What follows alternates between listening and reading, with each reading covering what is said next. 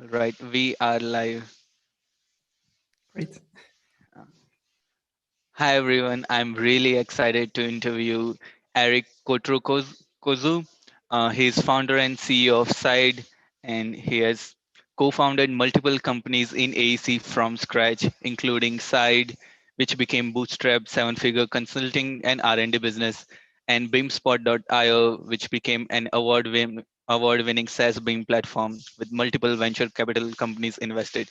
And I have been going through the websites of Side and BeamSpot, and there are a lot of promising features, and it's it's it's very rare to find like people who are interested in tech and business. And I am very excited to know the journey of Eric and how he developed these businesses. Thank you for your invitation, Mayor. It's Yeah. a pleasure. Yeah. So Eric, can you share us about your like where you grew up, and out of all things you could do in life, why you chose architecture? um, yeah, so I was born and raised in Vienna, in Austria, basically in the heart of Europe. Um, and I started pretty young with all the architectural stuff. With 14, I started my first connections with architecture, basically with civil engineering. Um, I did this kind of trainee job. I'm not even sure if this is in the USA, if there is something comparable to that. But basically, you do 3 years. You are 2 days in school and 3 days at a company, at a workplace, and then you get quite an insight of the practical job, like how you have to do stuff. And in the 2 days on the week, you get like knowledge, so like theoretical knowledge. And this is what I did first. And following that, I started a school. It's kind of a technical college. It was specialized in civil engineering, but in buildings, basically, in buildings. And after that, I studied architecture at the Technical University in Vienna, but I never finished that. I made a exchange semester in Shenzhen, China, and there was my first touching point with BIM and digitalization. It was quite interesting how people in China work with models and with BIM, just to be more effective. Like a classical building block looks like you have 4 buildings. Each of them has 28 levels or stories, and 6 apartments per story. So that's a classical Chinese in the mega cities, a classical Chinese housing block. And of course, this is a huge amount of planning usually, but they pretty much mastered it to do it efficiently and effectively, because you don't really have that much time. Every 70 years, they tear the buildings down and they rebuild buildings. So you don't have that much time for building these kind of buildings. So everything needs to be fast. And yeah, this was quite interesting for me, and I thought that maybe we could use this kind of thinking or technology in Europe. So like the kind of architecture in Europe works quite differently. Like we romanticize this architectural stuff pretty much. So basically, it's quite interesting to bring a little bit of efficiency in this kind of project. And yeah, when I came back to Vienna, I started with software training, mainly Revit, and Rhino, and yeah, then I got to know people basically from that on, and people or companies, people work in companies. So the people asked me if I could help them with projects, and that's basically how Side started. Side is Studio for Information Design, GmbH, which is Inc., which is the incorporation in USA terms. And yeah, so basically that's how it started. 2013, I think, was the start of real our first project.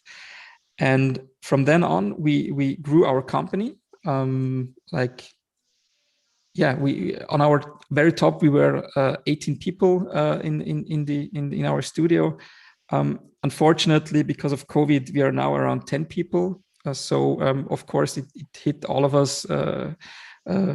Yeah, as well, because usually research in development budget is the first the companies cut. So that's why I think at least that's why I think it was yeah, not so easy, but it's getting much better now. And yeah. I see. And Eric, like this is super interesting. I think you might be the first founder I'm interviewing on my channel who is like a dropout and started an architecture business. And I'm curious to know, like, when you came back from Shenzhen, like, what was the realization that made you that okay, I don't want to continue school. I want to start into the business or the professional. The thing is, in the university, I already did all the modules that I was interested in.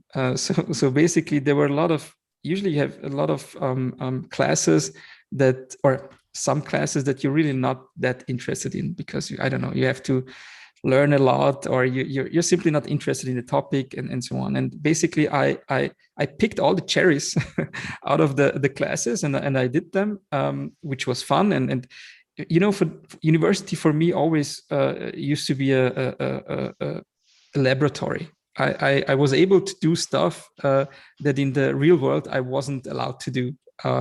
So that's how I saw university, and I got feedback. You know, like I got feedback on crazy things. Like really, I did really crazy projects there, and but it was super interesting and it was a lot of fun. And basically, the reason behind that is that why I dropped out, because the work I did was simply more fun than university, because I picked out all the cherries and there was nothing left that would have interested me anymore. Maybe that's I, not the the ideal way, and I wouldn't recommend it to everybody, but that's how it was. yeah, like I have read a couple of like biographies like of entrepreneurs, and it's evident that if people don't find any interesting work more in the university, there's no point like giving more time. And yeah, so like tell us about like how was the idea of side was being discussed with your co-founders, like were you like on a like coffee shop discussing and pitching how to grow a business? Like tell us like the initial days.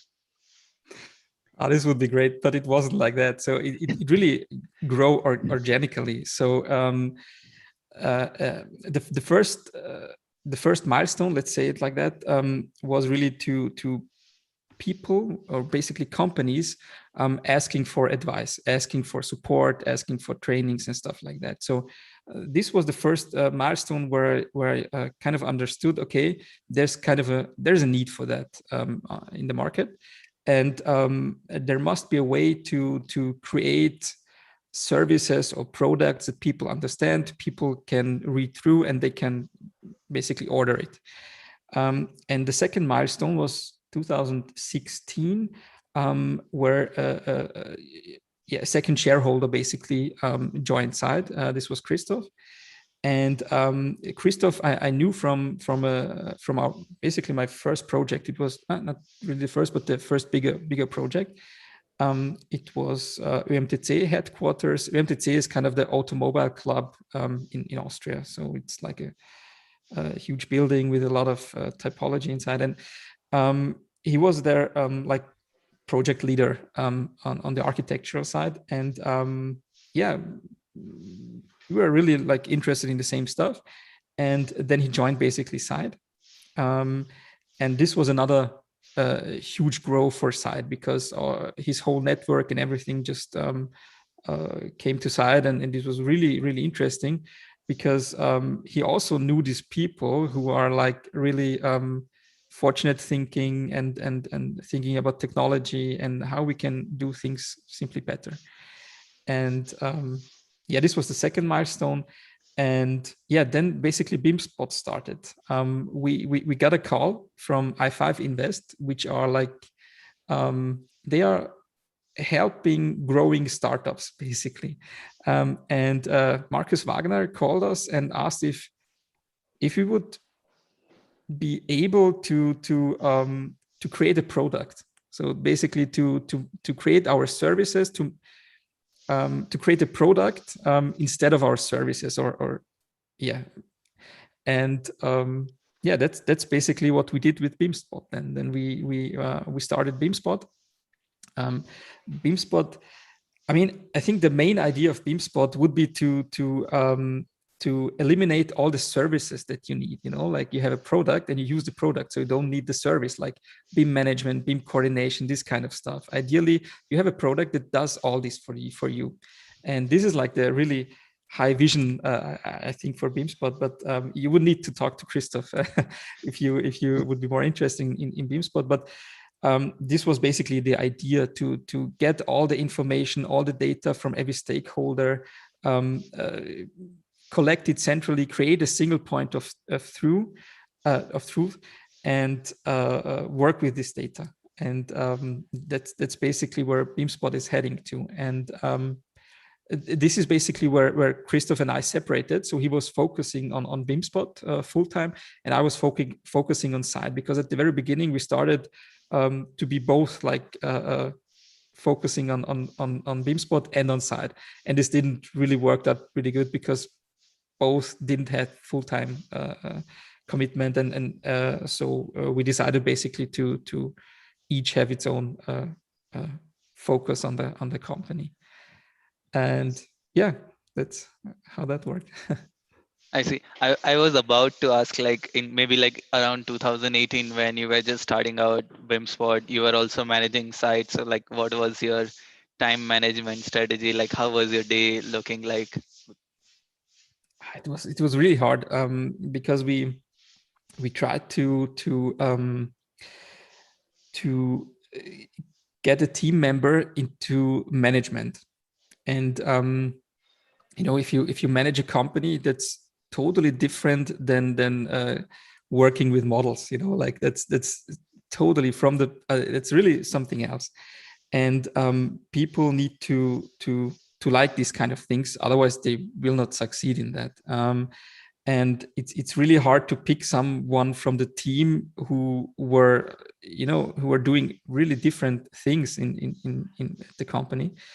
But the other option would have been to get a new manager into the team, which is also really hard because the people don't know them, and or the management, the new management, and it's really a hard decision how to cope with that. But in the end, we decided really to still separate the management of the two companies. And yeah, I think this was a good decision at the end. It was really hard at the beginning to make decisions in which direction, who's going into which direction. But at the end, I think it turned out pretty good for everyone. I see. And I'm just like envisioning like when you're starting out fresh, it might be challenging to find like new clients because like the credibility is low compared to the competitors. So how did you manage that? Yeah, exactly. This is the hardest thing. So basically, I think we only were able to start BIMspot because we already have credibility because of Side. And this is like really the hardest. I think even today, this is the hardest thing in the whole company history to start, because if you don't have any kind of reference projects that you can show, it's really hard. So I mean, it kind of depends on your business, but I think what we did at the beginning was to to try to get projects, maybe with lowering your hourly rate, for example. So you can go into you can play with the budget a little bit, if you don't have a team to play or to pay, or maybe a software, that many software licenses and stuff like that. So you can, if you're small, if you're 1 or 2 person, you can play with your hourly rates basically, and thus create reference projects or try to work on projects. And after you have a kind of a portfolio, you can start kind of really creating a real company out of that. I see. Sujay has a question. So, are AC clients more inclined to buy a product over hiring consultants who offer a service? Is that a possible shift we can look forward to within the AC industry from service to product? Um, I think it will change to product. Right now, I think it's more service based, but it's hard to scale. Like every service, you just have a handful of people who know, who have the knowledge, and you cannot really scale that. I mean, we have an internal, like an academy where we train our staff, but that's still too slow.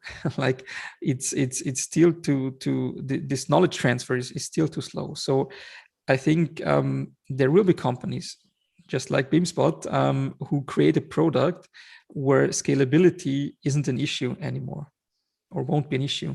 And I think on the long term, it will be product focused. I don't think it is product focused right now, because the building industry is to a really huge degree service based. So I think this is not a problem right now. I see. And I want to touch back on the point you mentioned earlier about, like, in order to get first initial clients, you had to lower your per hour, and like running like the business is. I want to know, like, what are ways like AC startups can work out to find a business model which is also a good pay for them, instead of like burning out long hours and making the business sustainable and profitable. I think it's hard, but I think the main purpose, or the main goal you need to look for is the need. Does the market need something? And if you have really like understood or felt that the market needs it, I think then you can put everything in it. And like if you're a 1 or 2 person company, it's quite easy, because you don't have to pay rent of your office or stuff like that. You can just simply go to WeWork and and yeah, be there. And you have quite a big range with the hourly rates. But I think it's really important to simply understand the needs of the market. And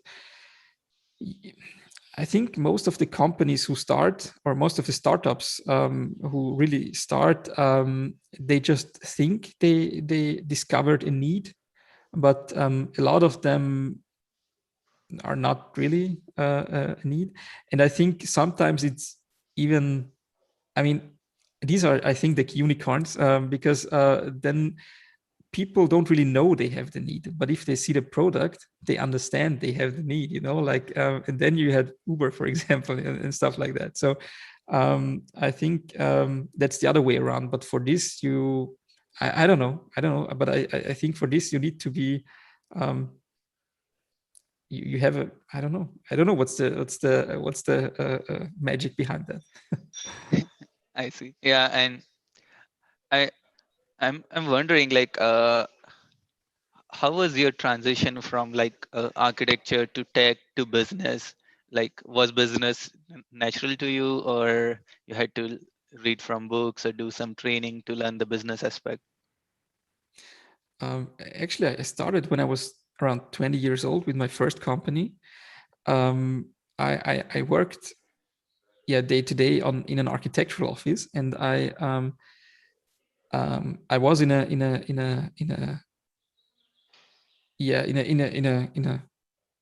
I was in an architectural office, and I saw like the invoice from the 3D visualization companies, like how much they charge for 3D visualization. And I thought to myself, like, wow, I need to work 2 months for that, but for 6 pictures, like that's crazy. And I thought to myself, hey, I can do that, because I was always interested in modeling software and 3ds Max, Rhino, V-Ray, and these kind of interesting things. And then I started my first company. It was basically a service for architects. It's a visualization service, and I also drew plans and these kind of things. And that's basically how the business feeling came into me, basically. And from that point on, it was never an option for me um, to work for somebody else in this manner. You can. I love to cooperate with people. I love partnering with companies and with people. I think you can get a lot out of that. You can have a lot of win-win situations. But I'm not the type who I'm not sure how to say that, but I don't think I could work a normal 9 to 5 job. Like I work much more, so it's not even it's nothing for me. I see. Like, and you felt the opportunity. You saw that, okay, there are people who are running their own business and like doing much more like better than like in an office 9 to 5 job. So like, did you ever felt the need of doing MBA or?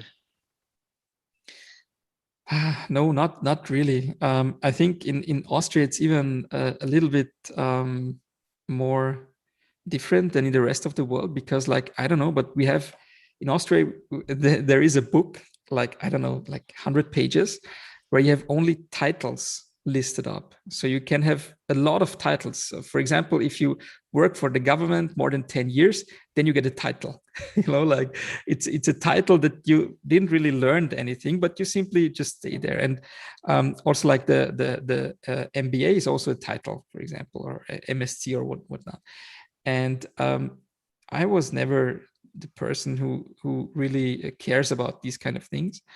Um, and I personally think it's not that important. What I think is really important is motivation. So if I see that people are motivated, um, this is worth more than 1,000 MBAs. I think. Yeah, I think that perfectly segues to my next question. Like, what's your recruitment strategy? Like, how do you find passionate, motivated people who are suitable for your firm? Um, yeah, that's a hard topic, because we need German speaking people, and the BIM world is small, and German speaking people in the BIM world are really rare. And the best thing was, until now, when we work together with somebody, we work together on project, and we saw that this person is really motivated, and know what this person is doing, and is really into that stuff. So usually these people then started working for us. And yeah, that's I think the best way, how we did it until now. Yeah, we tried headhunters and stuff like that, but that wasn't really working. I see. And I was curious to know, like, like I assume every startup has its own ups and downs. Like, what were some down phases and tough decisions you had to make? Oh, yeah, that's definitely the Corona time, um, because we had to lay off people who didn't do anything wrong. Like that's the hardest thing. Like um,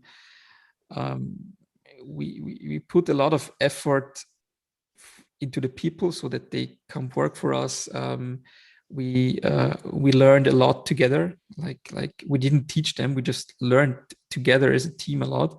And then I had to let them go, which is really hard. Like on a personal, on a human basis, that's really like a tough situation. And yeah, I really don't want to do that thing anymore.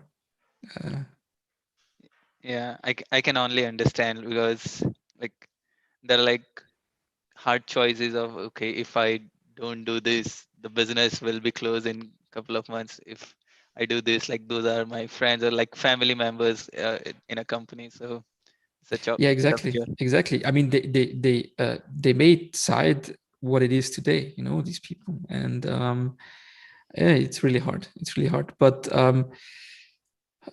the only good thing is that these people don't have to worry about finding a job. You know, like everybody who worked for us is highly uh, needed on the market, so they can charge whatever they want, basically. You know, like so that's the positivity. But of course, it's really hard for me as a person and for Side as a company. It's both really hard. I see. So that's Yeah, definitely the downside. yeah. And Richa has a question. How did you get your very first client, and how many deals broke before this first client? Any learning advice in regard to find the clients? So for me, like the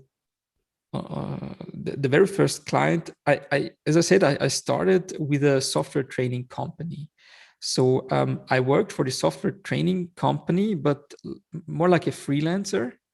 And this company basically just gave me the clients that I had to teach. And in the classes, basically, we talked about project that they have. And in the class, because you spend quite a lot of time, like I don't know, 40 to 50 hours on a training, on a software training, and of course you talk with the people.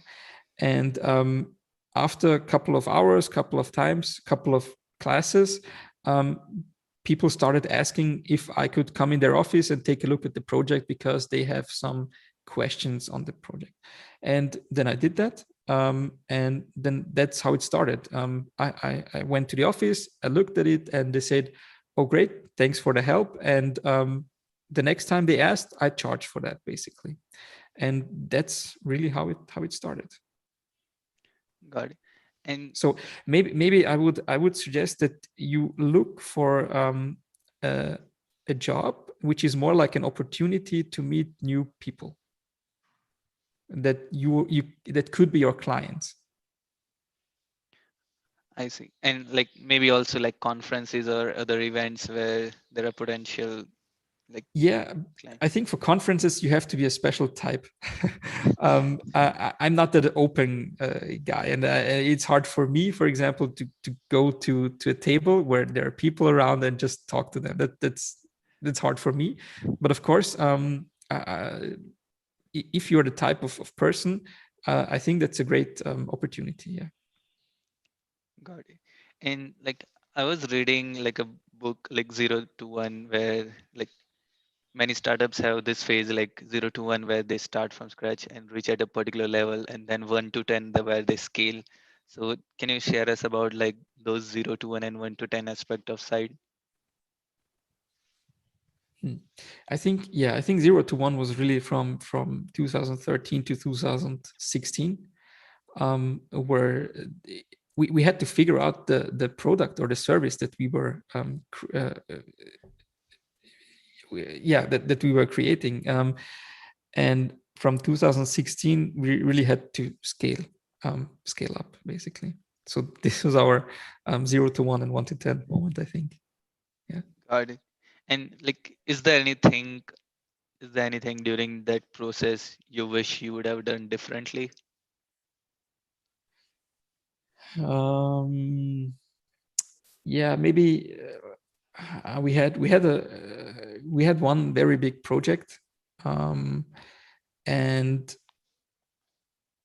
we simply couldn't find enough people for the project. So everybody had a lot of work to do and was stressed out and yeah, well, it was tense. And this maybe, although it was a lot of money basically for the company, but it was quite hard on the team. So I think maybe this would have been better if we would have skipped on that one. But yeah, that's a learning. I don't think I wouldn't do it differently now, because that was simply a learning, and now I definitely know what to do in the future.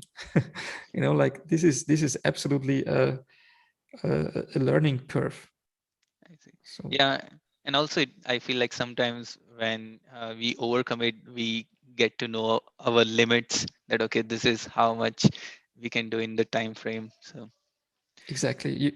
I also I read a lot of books on these kind of topics, but until you didn't feel it for yourself, it's hard. It's like, like the baby that touches the oven or something that is hot. Like you tell it not to touch it, but of course it touches it, and then, it's the same thing actually. Yeah.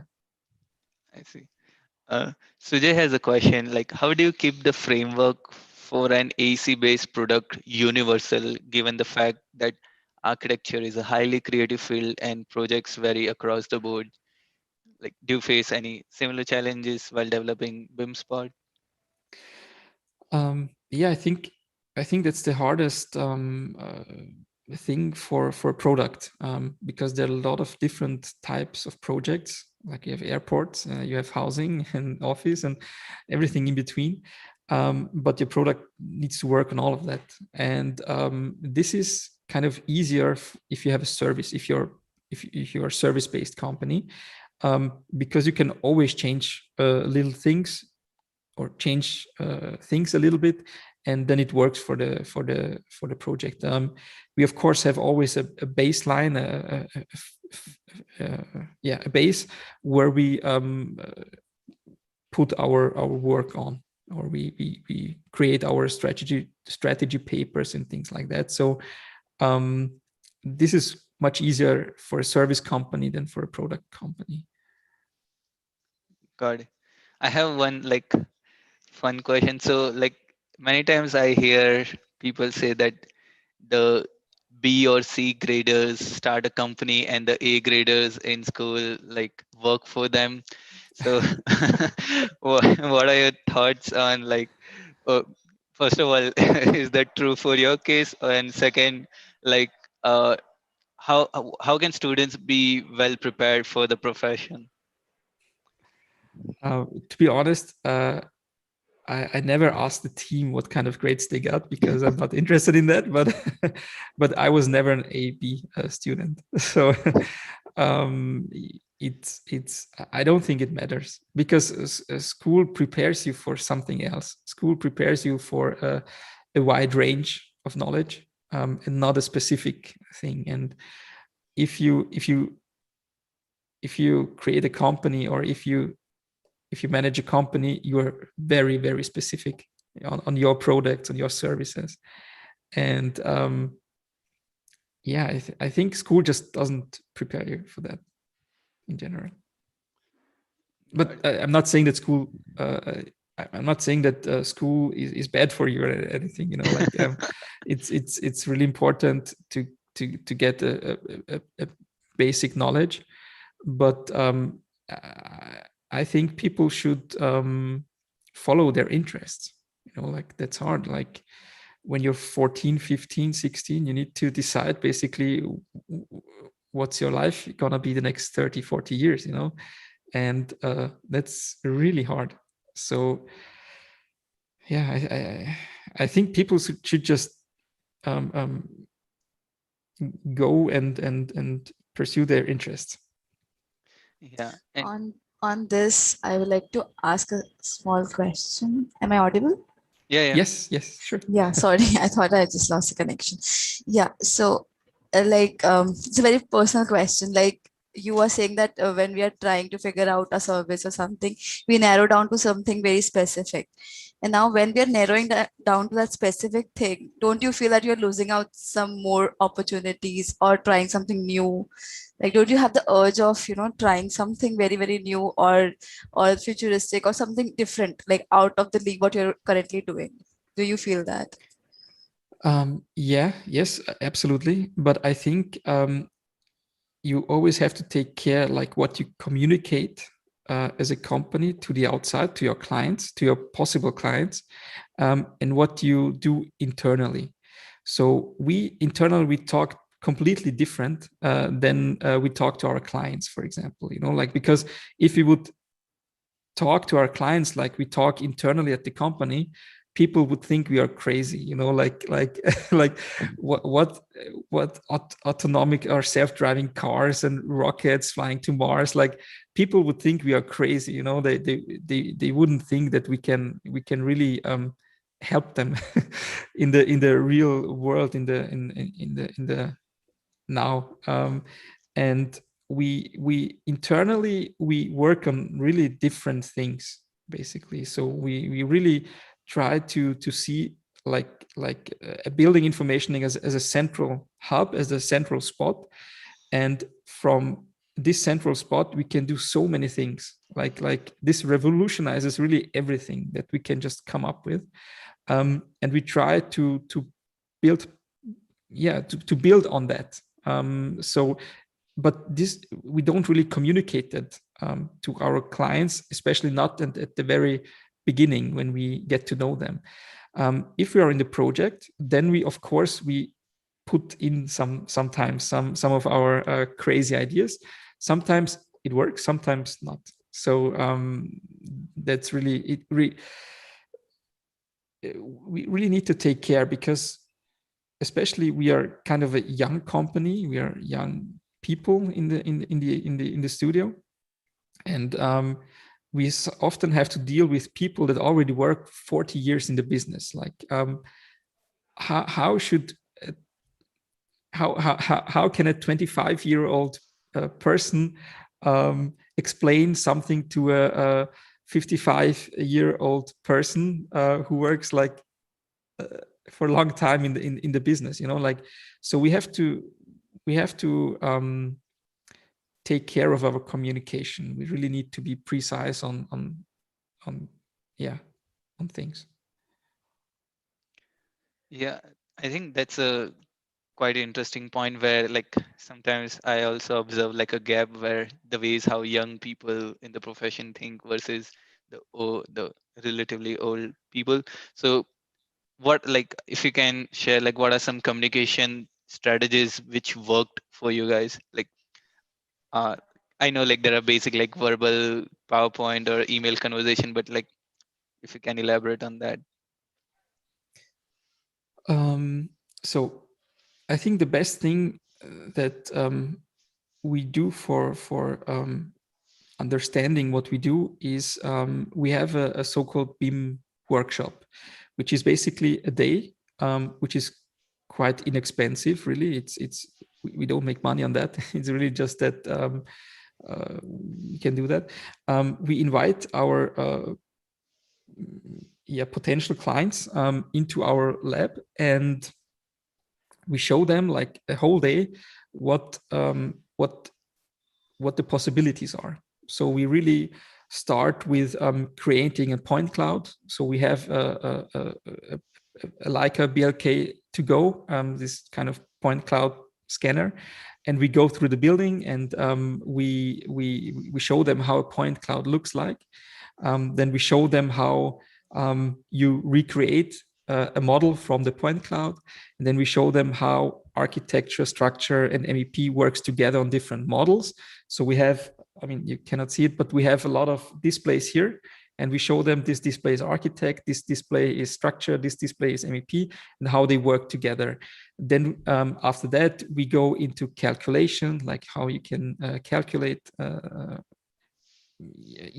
price of buildings and these kind of things, but everything based on the model that we just created, and then we go on the site, like site management and these kind of things, and after that into the facility management. So we really, on this one short day, we showed a whole possible project, how it could work, like how it would look like in a modern day and age. And I think that's the best way of communication, because we don't really talk that much like how good this and this is. We simply show them, and everybody understands, okay, if I would use this in my project, this would be great. Like that. That's not a, we don't really need to show them PowerPoints or anything. We just need to show them like models and how these things work. Yeah, I think that's a great insight, because like I also feel like if you make someone experience something and like make them visualize the possibilities, they are much more inclined to pursue it in later, because they feel it, the importance. Yeah. Exactly. Yeah. And uh for for your R&D business, like how does the brainstorming and the vision goes? Like, do you have like short-term goals, long-term goals, or Yeah. We have long-term goals, definitely. It usually works. I mean, I I think about a lot of things, and I pitch these ideas basically to the team, and then I'm really I'm curious about the answers of the people, like how they react on that, and if it is interesting or not. And if the team thinks that it is interesting, then we basically start with that. So then we create roadmaps, like what we want to do, in which time frame, because that's kind of a hard topic, because you can work so many hours on things, but we really early try to make milestones in the R&D project. And yeah, then we basically we are around 60 to 70% of our time is billable, and the rest is basically R&D and organization. And this time is free for the people. They can choose themselves, like on which R&D projects they want to work, and yeah, they work on these things. And we need to structure this more in the future. That's what we are actually working on right now. So we get better or more visible results, actually, because we have a lot of things, but it's written down in OneNote, and we have process landscapes and these kind of things. So we need to structure that so that we can visualize it much better. But basically that's how we do this R&D stuff. And if we have internal knowledge, or if we gathered internal knowledge, we simply put them into our next project that we're working on. So yeah. I see. And yeah, I was just thinking about that. Many times I hear the argument that small firms are not able to do R&D because of the limited resources and profitability, and large firms can invest time in computational R&D. And also I was like reading about Google's employee, like they, out of 5 days, they 4 days they work on a project, and one day they just allow them to work on whatever they are passionate about and interested. So it looks like you're also giving that like 30% of time freedom for people to do whatever they are interested. I mean, it's not freely what they want to do.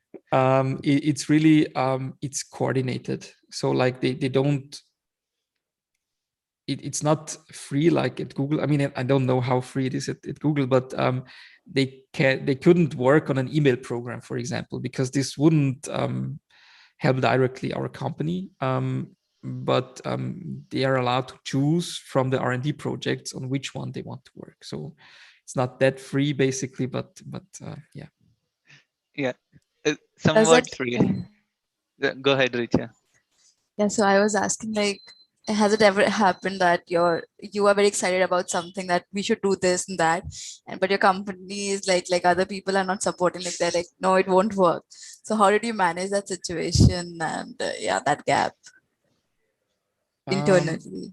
yes, but usually this is because I didn't made a good pitch.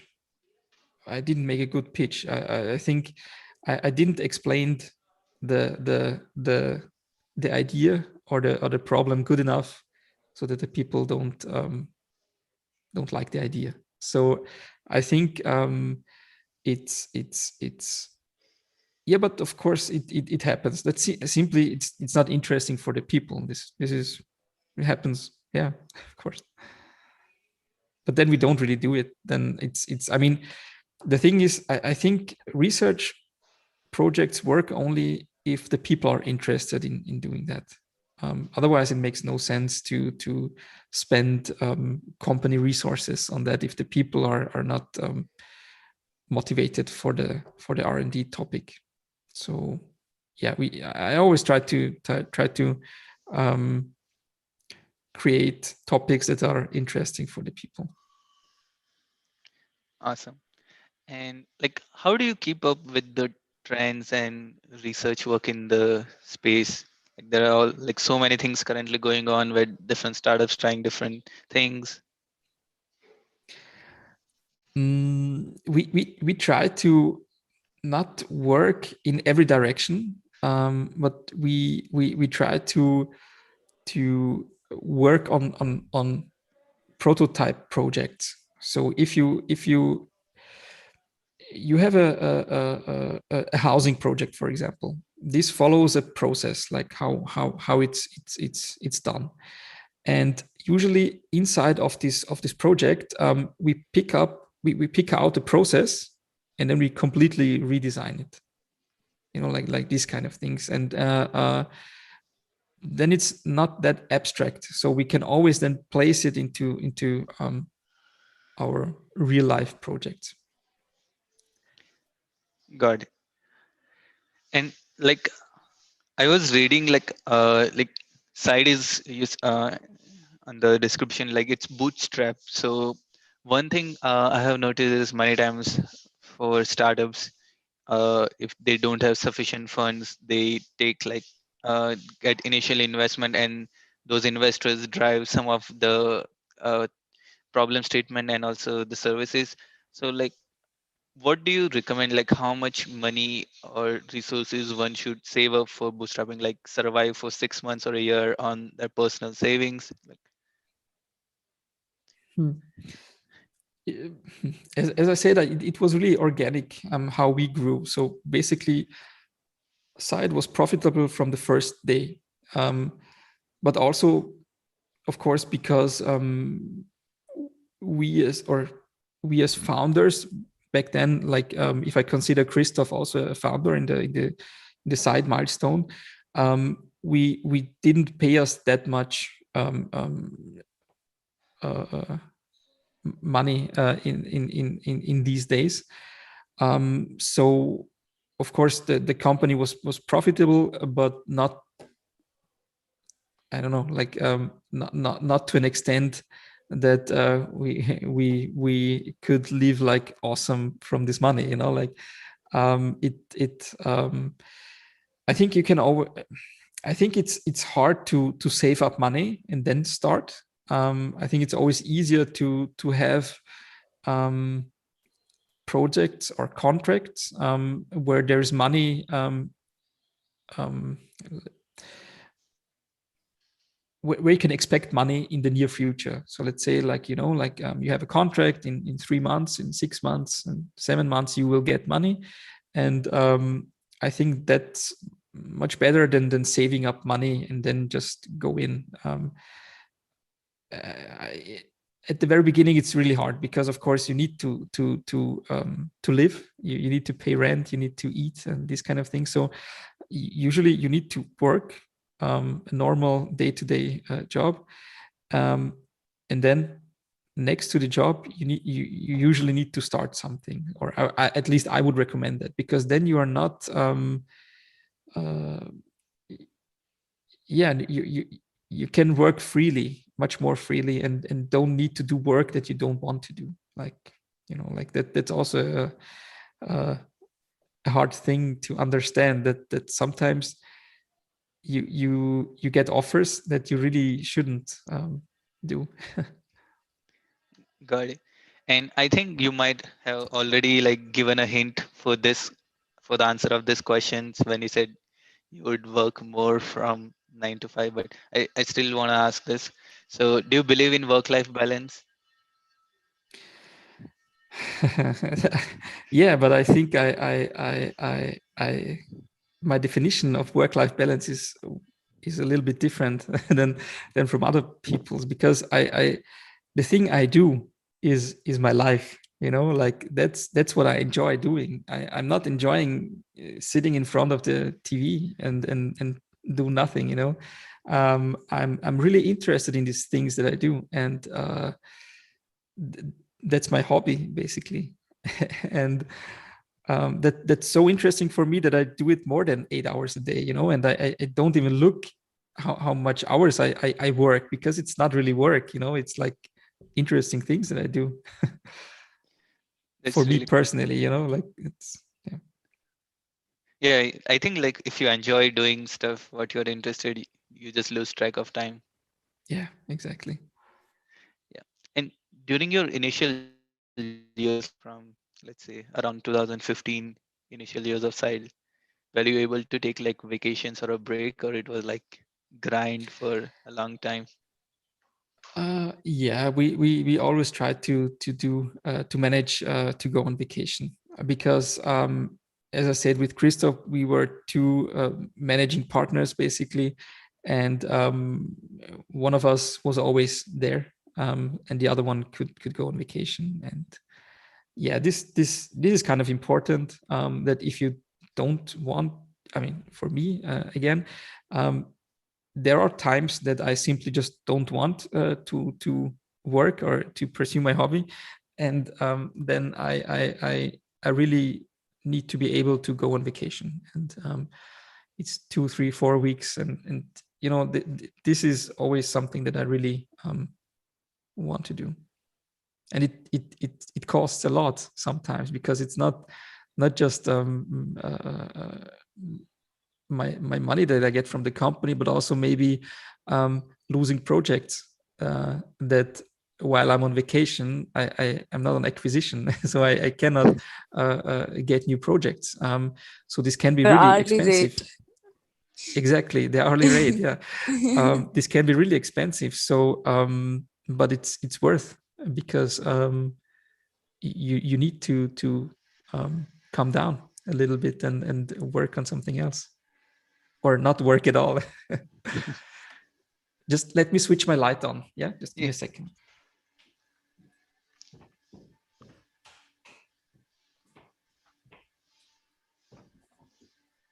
Okay.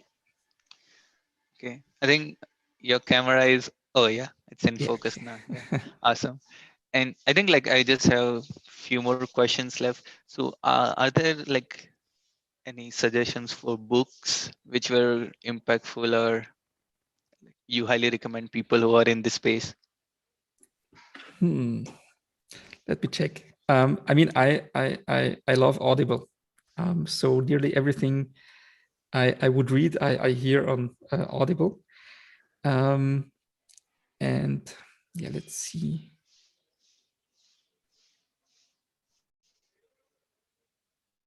Bum, bum, bum. Yeah, Thinking Fast and Slow from Daniel Kahneman. That's quite interesting. And Blitzscaling, that's a really good one. And I don't know. It's something called like the $1 million coach or something, or $1 billion coach. I'm not sure, but I don't find it right now. A $1 trillion coach. Yeah, there it is.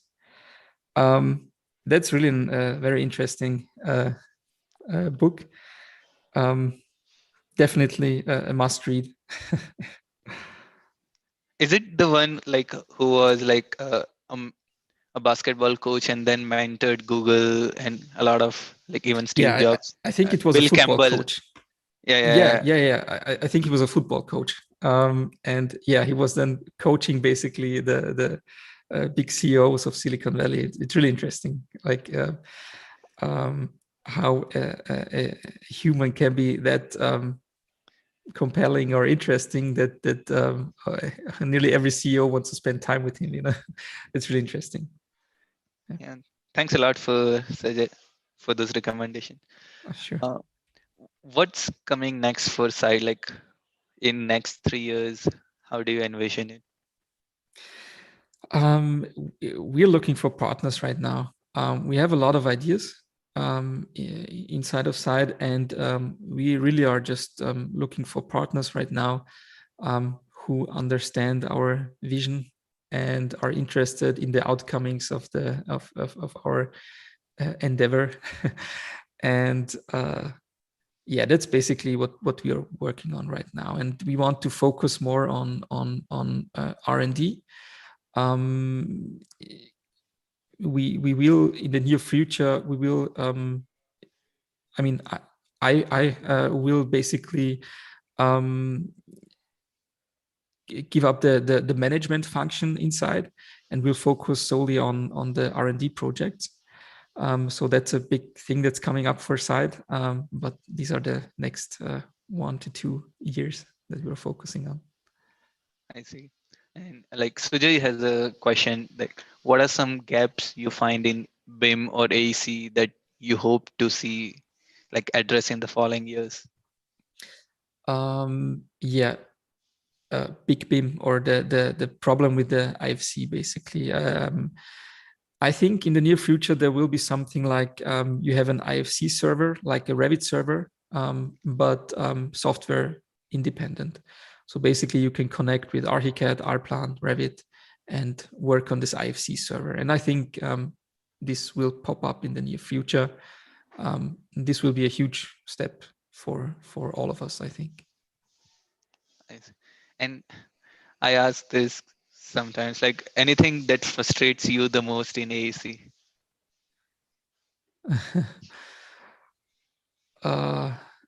Yeah, the motivation of people sometimes is really hard to cope with. Like uh, today in the morning, I was in a project meeting, and it's really hard to if there, as I said before, if there are people like working 40 years in the same way, and now trying to implement something new, that's really hard.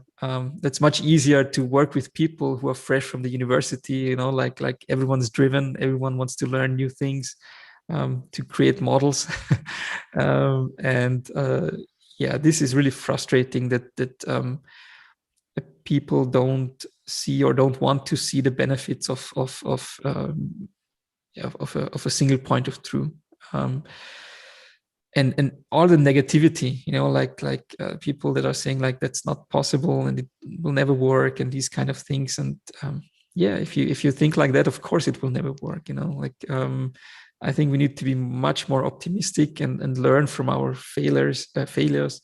And yeah, Yeah, that's really frustrating.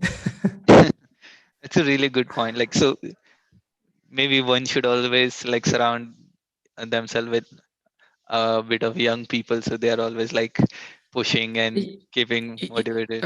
I don't think it's about young people. Maybe this sounded like that, but I don't really mean that. It's more about the openness of people.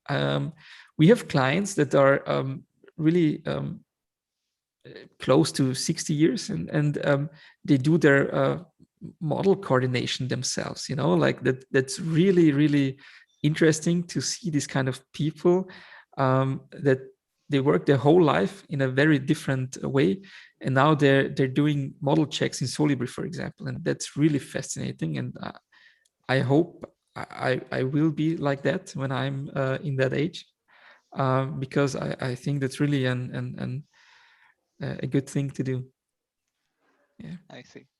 And what is your piece of advice for people who are currently thinking of like starting an AC tech startup or interested in doing entrepreneurial work? Hmm. I get I get asked this question quite a lot, and I don't really have an answer for that. It's I mean, it would be easy to say like just start, you know, like just do it. But I completely understand that it's not that easy. And I really think that you need to take a closer look at the market. is there a need? Can you prove the need? If not, try to prove it. Like really look for something where you can prove the need for that. And usually, if you're on that level, then you can prove the need. You will find somebody who will venture capital, for example. You will find somebody who will give you money. If you cannot bootstrap it, but usually if you can prove it, then you can do it, and then you have money. So that's the hardest thing. So you should really take a look at the market and prove it for yourself that there is a need for that service or product that you want to create. Got it. And I think we have almost reached 1 hour mark. So I'll check if there are any questions on YouTube. But is there anything which we didn't cover in this interview and you would like to share thoughts on that area? No, it was really interesting. You had really interesting questions. Thank you for that. It was quite a pleasure, really. Awesome. I think I really enjoyed like the whole knowing your process of development, and thanks a lot for being so honest and sharing like the insights about your firm, the way you developed your business, and it definitely inspires like people like me to pursue their like in future entrepreneurial work. So Great to hear that. Of course. Thank you very much. thank you. All right, have a nice rest of your night, and uh, see you everyone. Bye bye. Thank you very much. Bye. Thank you, Eric. Thank you, Mayur. Bye.